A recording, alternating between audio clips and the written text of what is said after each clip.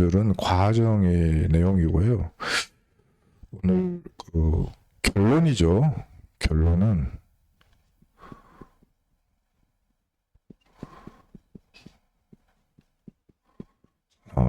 예수님께서 이 이야기를 하시려고 이 말씀을 주신 것입니다.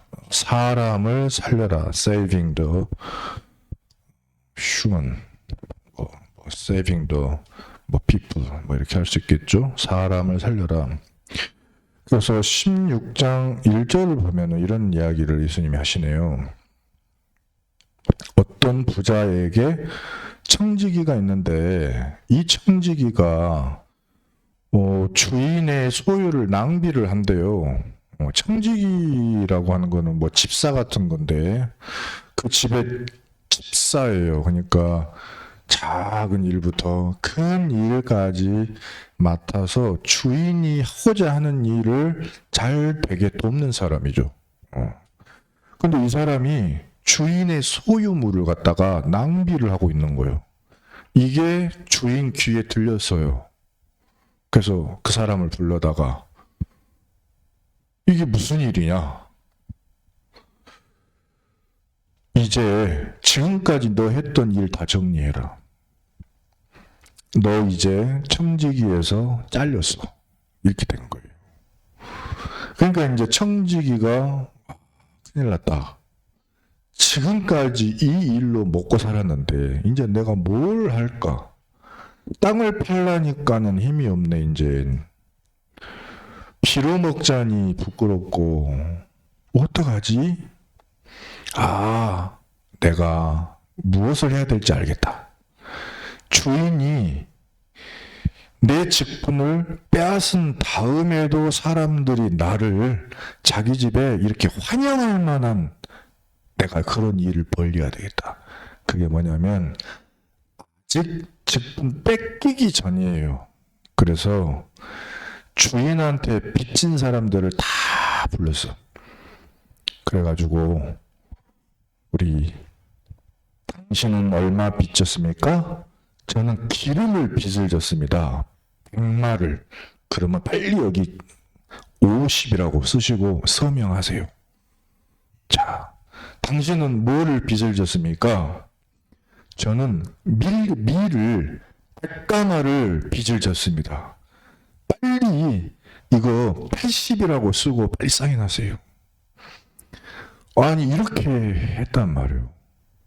근데 이 이야기를 주인이 듣고 뭐라 그랬냐? 너 잘했다 그랬어요. 이 이야기는 예수님이 우리에게 무슨 도덕책 이야기한 게 아니고 영적인 메시지를 주시려고 하는 겁니다.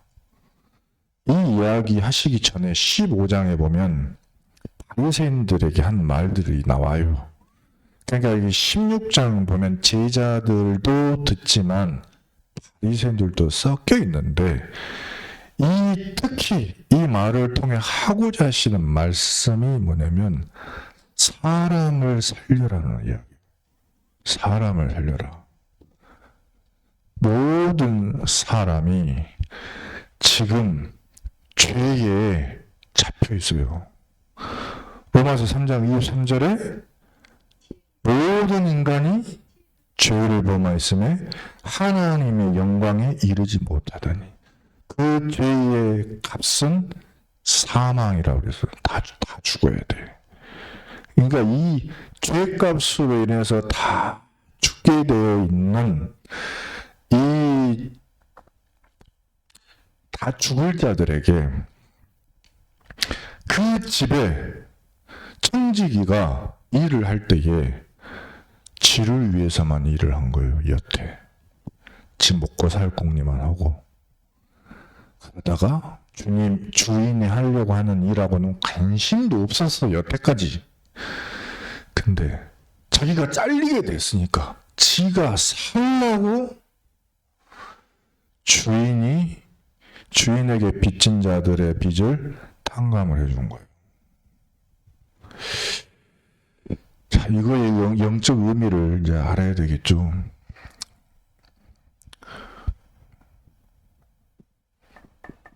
뭐 빚입니다. 빚인데 우리를 세상에 보내가지고 사람들의 죄를 사하여라.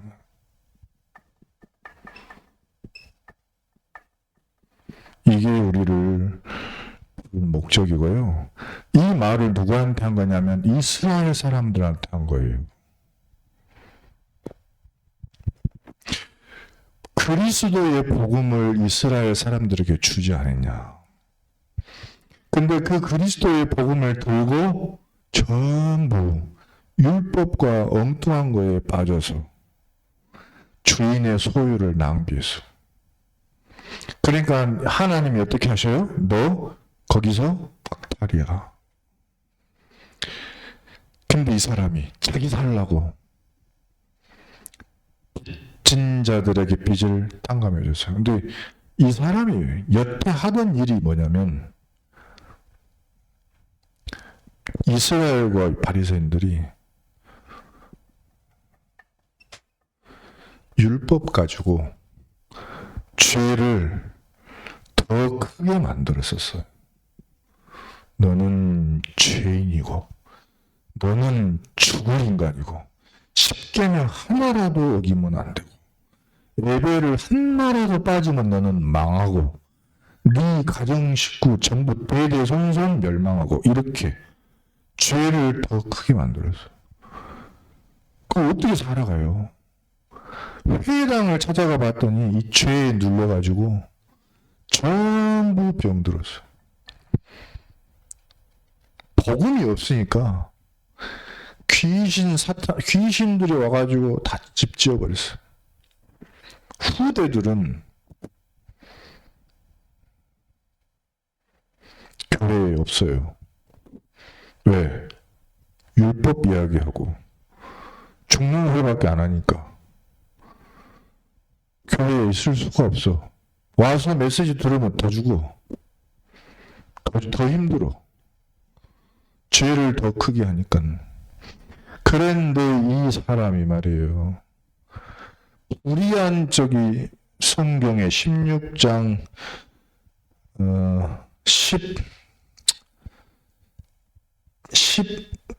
9절을 봐봐요. 16장 9절을 보시면 이 사람이 불의의 제물로 친구를 사겨라.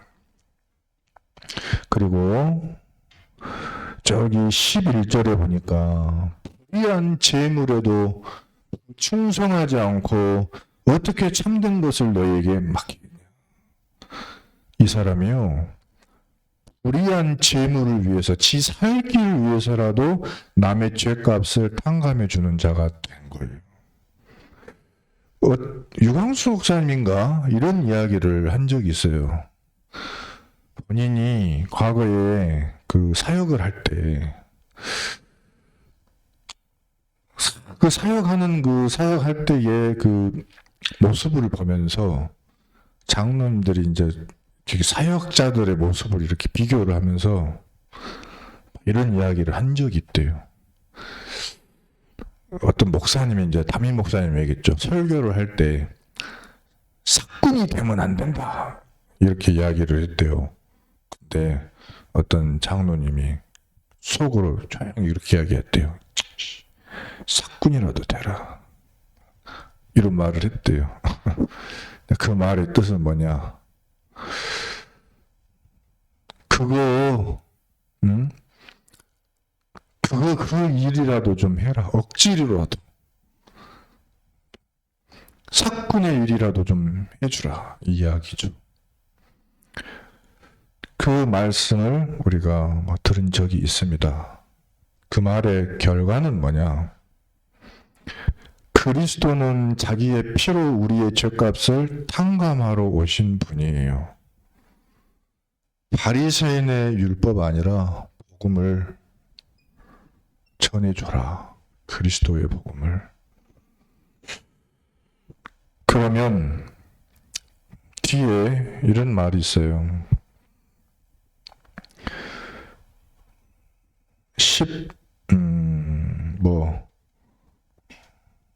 10절도 있고 11절, 12절도 있고 하는데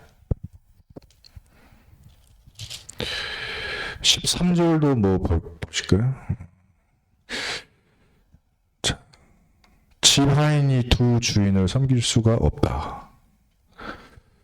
자, 하나님과 재물을 겸하여 섬길 수 없다. 진짜 제자라면 재물을 위해서도 아니고 하나님을 위해서 정말 사람을 살리는 그런 사람이 되라.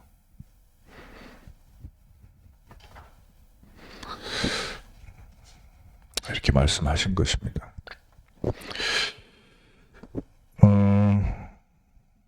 현장에 가서 이제 좀 만나니까 좀 우리 사람들이 뭔가 이렇게 눌려 있어요. 굉장히 눌려가지고 있습니다. 그래서 그거를 해방을 시켜줘야 돼. 복음을 전해서요.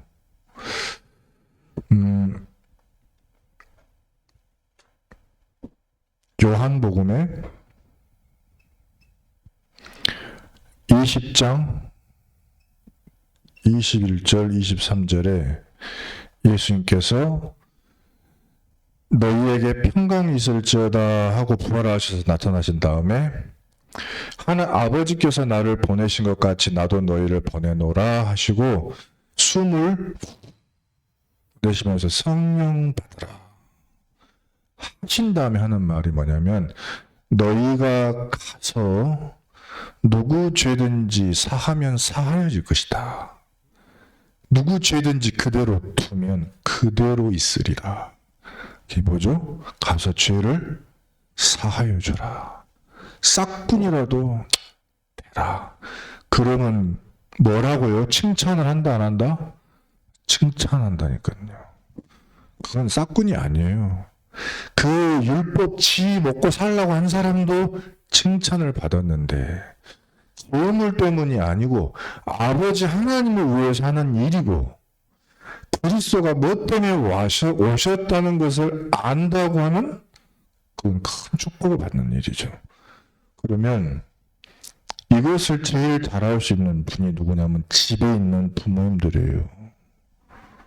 뭐를 하지 마라. 율법으로 죽이지 말아요. 이래야 된다, 저래야 된다가 아니에요. 죄를 더 크게 만들지 말아요. 말 한마디를 해도 병들게 하지 말아주세요. 그리스도 외에는 귀신이 떠나가지를 않아요. 복음만 말하세요.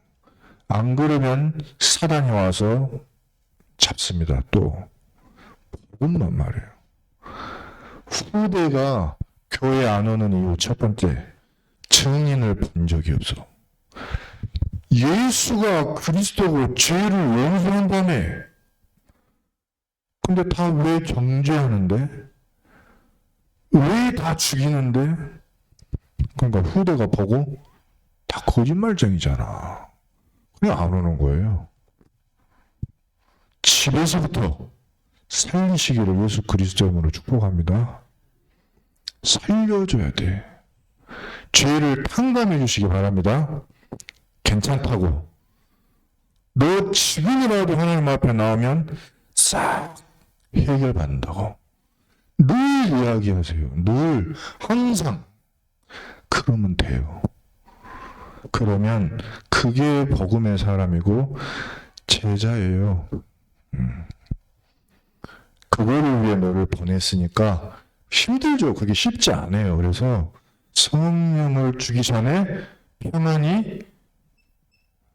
평강이 있으리라. 평강을 줬고 성경 그대로 말해야 되겠네. 성경에는 평강 주노라. 그 다음에 성령 받으라. 내가 너를 보내노라. 이렇게 하셨습니다. 이 일을 위해서 우리 가정의 가문에 나를 보냈다. 믿으시면 됩니다. 두 번째는요. 이 이야기를 딱 듣고 바리새인들이 웃었어요. 14절에 돈 좋아하는 자들이라 웃기는 소리 한다. 이렇게 이야기를 했네요. 근데 15절에 예수님께서 말씀하시기를 너희가 바로 스스로 사람 앞에서 옳다 하는 자들이구나. 근데 하나님이 너희를 미워한다. 이렇게 이야기했어요. 나는 옳은 사람이야. 하나님이 볼 때는 너는 미워해. 스스로 옳다 하지 마라. 율법을 지켜서 옳은 사람 되는 것, 그것은 세례 요한의 때까지다. 그 후부터는 율법의 시대, 이거 정확하게 하면은 세례 요한의 때까지 그 때가 끝이 났어요. 율법을 지켜서 제사를 지내서 그거 끝났습니다. 세례 요한 시대. 지금은 무슨 시대냐? 2절에 15절에 16절에 보니까 지금은 하나님 나라의 복음의 시대예요.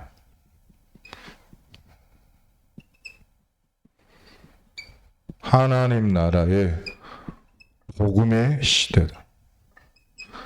여기에 뭐라고 그랬냐면요. 사람들이 이 복음에 침입한다. 이렇게 돼 있어요. 침입, 이 말이 다른 말로 뭔 말이냐면 이 말을 듣고 싶어서 몰려든다. 그 말입니다.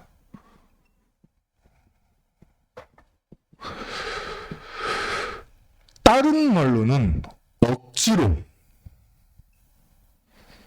막아도 오지 말라고 막는데 밀고 들어온다. 이 말입니다.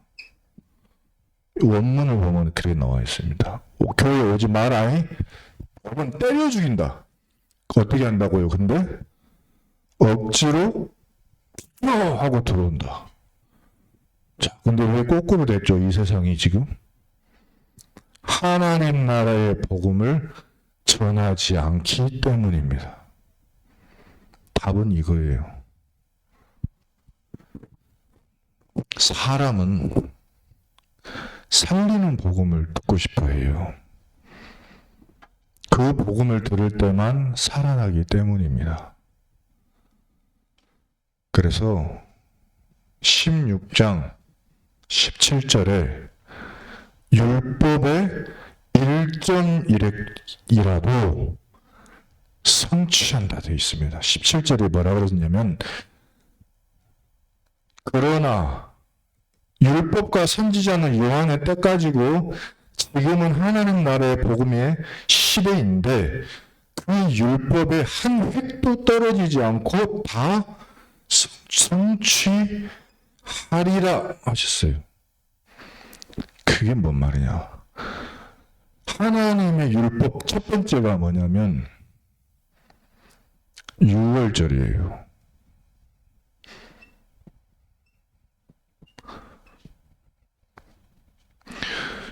이미 죽어버린 너희, 이미 망해버린 너희, 이미 끝나버린 너희를 살리겠다. 그게 6월절입니다. 내가 죽어서 너를 살리겠다. 찢어서. 양의 피 바르면 너희가 다 그 저주 재앙에서 해방되느니라. 운명, 사주, 팔자, 멸망받을 수밖에 없는 곳에서 다 빠져나오느니라. 이것이 성취된다고요. 자, 믿으시기 바랍니다. 자, 그래서 두 번째는 하나님을 떠난 너희를 내가 만나러 오겠다. 그게 임마누엘입니다. 사람의 몸을 입고 그래서 오셨습니다. 자, 이것을 이루셨어요. 세 번째는 하나님을 나라로 가는 길을 열어주겠다. 그게 수장절입니다. 하나님 나라 가는 길, 방법은 죽음에서 다시 부활하신 거예요. 그래서 그리스도께서요, 십자가에서 죽으신 지 3일 만에 부활하셨습니다. 이걸 이루셨어요. 네 번째, 하나님의 나라에 갈 건데 그 날까지 내가 너와 항상 함께하겠다. 그 말씀하셨습니다. 오순절이에요. 성령으로 너와 항상 함께하겠다. 뭐 더 있겠지만 제가 오늘 말씀드리고 싶은 것은 그리스도로 모든 재앙을 끝내겠다. 두 번째, 내가 너와 함께 있어서 하나님 떠난 너희를 내가 만나러 올 것이다. 말씀하셨습니다. 그리고 누구든지 살아날 수 있어요. 재창조 받을 수가 있어요. 그리고 그날까지 성령께서 그리스도의 날까지 계속 이루어 가시면서 항상 함께 하셔요. 그 믿으시기 바랍니다.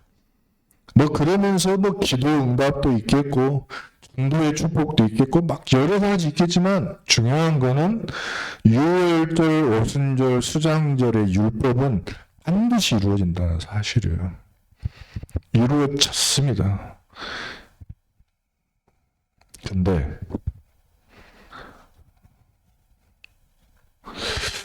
16장 18절에 보니까 근데 자기 아내를 버리고 딴 데 장가가는 놈이 있어. 하나님하고 구원의 계약을 맺었는데 딴 데 구원의 길이 있다고 말하는 놈이 있어? 가늠함인 것이다. 어떤 또 사람이 있냐면 계약을 맺지도 않았는데 지가 와서 서방이라고 한 놈이 있어? 종교인이요. 이스라엘 사람에게는 계약을 맺었는데 계약을 헌신짝처럼 버려버렸고 이방인들은 구원의 계약을 알지도 못하는데 나 구원받았다 하고 있고 귀신에게 제사하면서 이러고 있는 시대를 보면서 뭘 해줘야 되겠냐. 처음부터 우리에게 주신 그리스도의 복음을 전해주어라. 거기에 하나님의 나라의 복음이 임할 것이다. 복이 임할 것이다.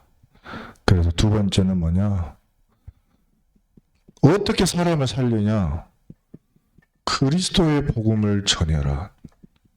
제발 딴소리 하지 말아라. 그래서 여러분 집에서 많이 말씀해 주셔야 돼요. 눈을 마주칠 때마다 대화할 때마다 그리스도 이야기를 해주세요. 그리고 여러분의 삶에 이게 보이게 하세요. 6월절, 오순절, 수장절을 누리는 모습을 카피 그냥 아까 이 사람은 뭐예요? 자기 살라고라도 했는데 왜 못합니까 말이죠. 그래서 진실로 우리는 이 모습을 이렇게 살아가는 모습 속에 여러분 들어가시기 바랍니다. 하나님이요 응답하시는데 세 번째는 이겁니다. 19절부터 31절까지 한 부자가 있어. 재물 가진 부자가 있다. 근데 돈이 있는데도 말이지 복음 가진 나사로를 한 번도 초청하지 않았어. 기회가 있는데 기회를 붙잡지를 안 했어. 두 번째, 기회를 놓친 부자겠죠. 나사로는 어렵고 힘들다라 할지라도 자기 생명이 붙어있는 그 기회가 있을 때 그 부자에게 복음을 전해줬어야죠. 못하니까 부자는 지옥 가고 못하니까 나사로는 거지가 된 거예요. 죽었다 깨어나도 전도 한 명은 못하고 둘 다 실패자입니다. 사실은.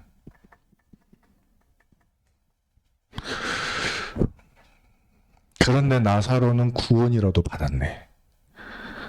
그러나 부자는 어떻게 돼요? 부자는 대대손손 지옥에 가야 돼. 누구의 책임이냐?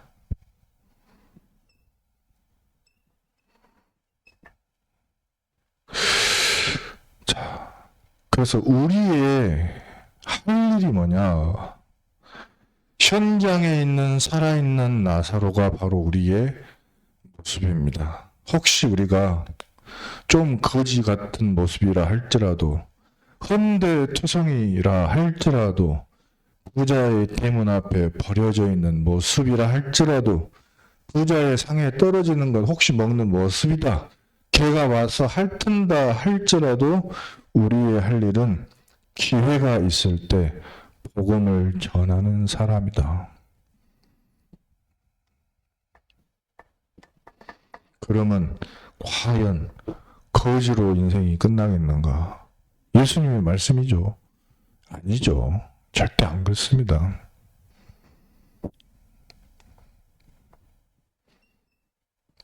이 부자가 호소를 합니다. 근데 이 부자의 호소는 예수님의 결론이에요. 뭐냐면 저 나사로를 내 아버지 집에 보내소서. 이게 예수님의 결론이에요. 근데 갈 수 있냐 없냐? 못 가잖아요. 갈 수가 없어. 결론이 뭐냐면 집에 보내주소서.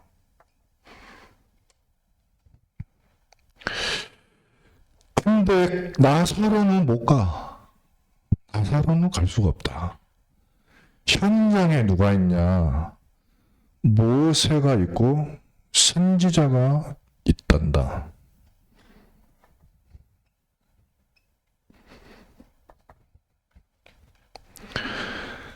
그들을 보내겠다.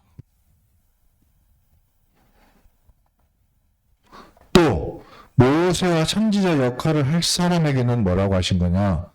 너희는 가라, 이렇게 말씀하신 거예요. 세 번째,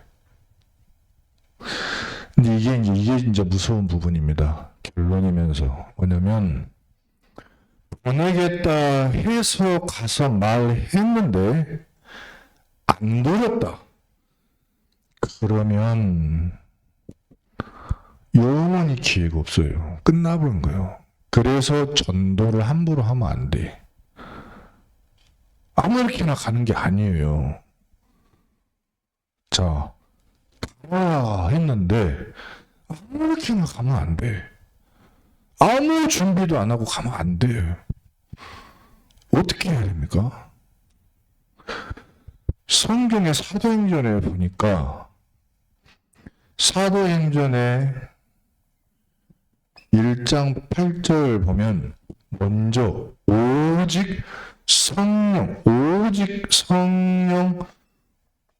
받아야 됩니다. 그래서 성령의 인도를 받아야 되고 성령이 역사하시는 곳으로 가야 되고 성령께서 일하시는 곳을 먼저 가야 되고 성령이 하라고 한 말을 해야 되고 성령이 만나러 간 사람을 만나야 되고 성령이 전하라는 말을 전해야 되고 성령이 하시려고 하시는 그 일에 쓰임을 받아야 돼요. 근데 자기 마음대로 하는 거예요. 전도도. 아니 막 가서 예수 천당 불신지옥 해버리는 거예요. 겨우 이제 좀 살까 하는 사람한테 뭐 교회 안 오면 너 망한다 막 이래버리면 안 되겠죠. 어떻게 해야 되냐? 성령의 충만함을 받아서 성령의 인도대로 성령의 메시지를 주면 돼. 그래서 그 집에서 777 하라 그 이야기는 뭐냐면 평상시 성령 충만 받으시면 여러분을 통해서 가정 가문을 전도를 할 수가 있어요. 가장 쉬운 방법이 여러분이 성령 충만 받는 방법입니다. 어떤 대단한 목사님이 가셔서 메시지를 전하는 것보다 여기 계신 분들이 성령 충만해서 하는 한마디가 사람을 살려요. 근데 와서 엄청난 대화를 해도 여러분이 6일 동안 불신앙을 이야기하면 안 되는 거잖아요. 그래서 성령의 충만, 망대를 내가 세워야 된다. 이 부분을 기억하고 그러면 거기에 하나님이 권능으로 역사하겠다. 그리고 반드시 증거를 주겠다 말씀하십니다. 반드시요. 그러면 사람이 살아나요. 사람이 살아납니다.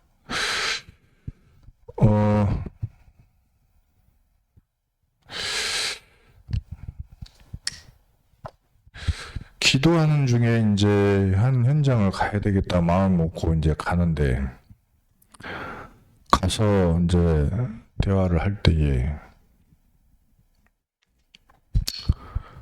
어떤 부분이 이제 발견이 되잖아요. 거기다가 그런 부분이 있다 할지라도 하나님이 너를 사랑하시고 예수 그리스도가 네 문제를 끝내셨고 지금 네 안에 하나님의 성령이 들어가시면 되니까 같이 기도하자. 손 붙잡고 예수가 그리스도이시고 내 안에 들어오시면 나의 주인이 되주시고 나를 성령으로 이제부터 인도해 주세요. 근데 그 다음 주부터 바뀌었어요. 사람이 바뀌었어요. 그리고 오늘 같은 경우도 어느 현장에 갔는데 첫째 날에 갈 때는 들은 채도 안 했다가 둘째 날 갈 때는 좀 뭐 반응이 다가 오늘은 문을 열어주더라고. 가지고 들어가서 직접 기도를 해줄 수가 있었어. 근데 이게 진짜 한 발 한 발 한 발이에요. 기도를 처음에는요, 문을 걸어 잠그고 있으니까 문 바깥에서 해줬거든. 문 바깥에서. 근데 일주일 뒤에는 문을 열어서 지가 들어오란 말은 안 하고 그냥 문을 열어놓고 이러고 있어. 그래가지고 기도하자. 그러니까 한 손으로 핸드폰을 하는 것도 아니고 안 하는 것도 아니고 뭔지 모르겠어. 근데 제가 계속 옆에서 예수 그리스도 기도하고 끝까지 들었어요. 다음 주는 어떻게 모습일까? 저는 기대가 돼요. 계속 찾아가서 그것만 말해야 된다. 딴소리 하면 안 되고. 그리고 여러분들의 가정에 있는 자녀들도 있을 텐데 이게 순서라는 게 있습니다. 아무렇게 하면 중요한 사람일수록 아무렇게 하는 거 아니에요. 진짜로 준비해야 됩니다. 성령 충만 준비해야 되고 그 사람이 바뀌었을 때 어떻게 할 것인가까지 세팅을 다 해놔야 돼. 그러고 들어가야 돼요. 알겠죠? 엘리트일수록 더 그렇게 해야 되고요. 영적 문제 심각할수록 그렇게 해야 됩니다. 그래서 함부로 하지 않는 거예요. 결혼에 대해서도 한마디를 할게요. 왜냐하면 결혼해야 될 청년들 집은 많으니까.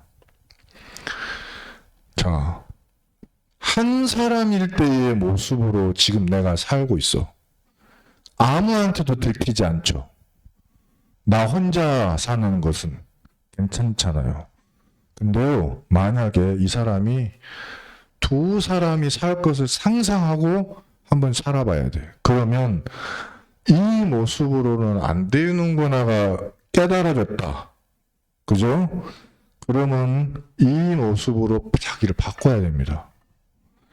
두 사람이 살 것을 생각을 하고 자기 각인된 거, 뿌리 내려져 있던 거, 체질 잘못된 거를 지금 바꿔야 돼요. 오늘부터. 그래야지 두 사람일 때 있어야 될 당연한 것을 하나님이 문을 열어주세요. 또 두 사람인 걸로 만족하는 사람들이 있어. 근데 하나님은 당연히 세 사람이나 네 사람 그런 그거 맞겠죠. 한 집에 자녀의 계획이 있겠죠. 그러면 그거를 미리 부모의 준비를 이때 두 사람이 해야 돼요. 해야 됩니다. 그거 안 하면 다른 거 여기에 섞이는 순간 많이 어려워져요. 그래서 이거 하기 전에 것을 항상 한 발 한 발 준비해야 된다. 그래서 여기에 머물러 있지 말고 이것을 준비하는 게 청년 때는 제일 중요하다. 그래서 그거를요, 그런 자녀들을 둔 여러분들은 말을 해주세요. 두 사람의 것을 생각하고 너를 지금 바꿔가야 된다는 거. 기도하겠습니다. 기회를 놓치지 않는 하나님의 제자들, 그리스도의 제자들이 되게 하여 주시옵소서. 사람을 살리는 복음의 증인들이 되게 하옵소서. 예수 그리스도 이름으로 기도드립니다. 아멘.